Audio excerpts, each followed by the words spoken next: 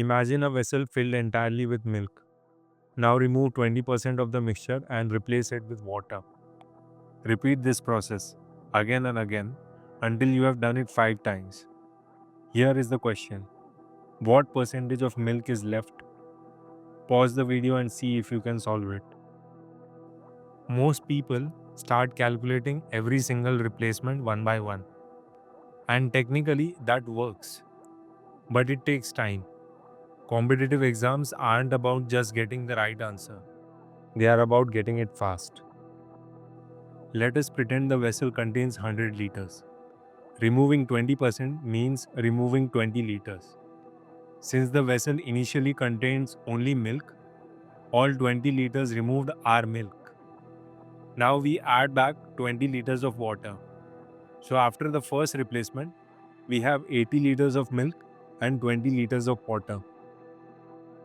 Now comes the interesting part. When we remove another 20 liters, we are no longer removing only milk. The mixture already contains water.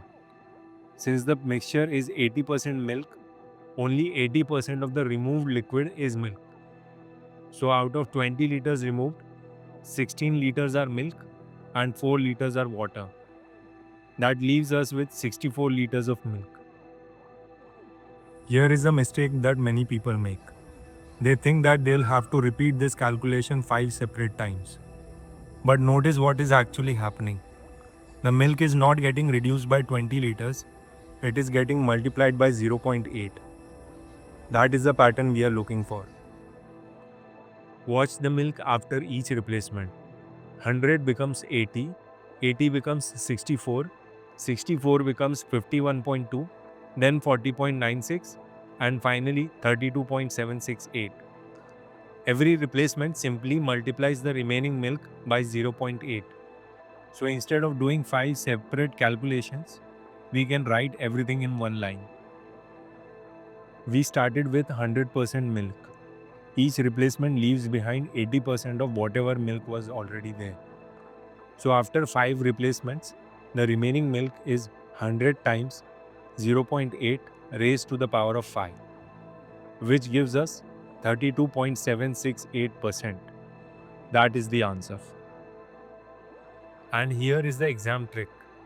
If you remove R% of the mixture and repeat the process n times, then the fraction of the original substance left is simply 1 minus R over 100 raised to the power of n.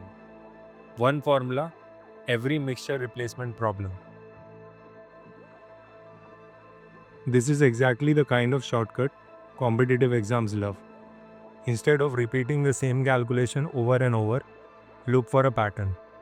When you recognize that each replacement keeps only a fixed fraction of milk, the entire problem becomes a single exponent. If you enjoyed this video and want to learn more, subscribe. I'll see you in the next one.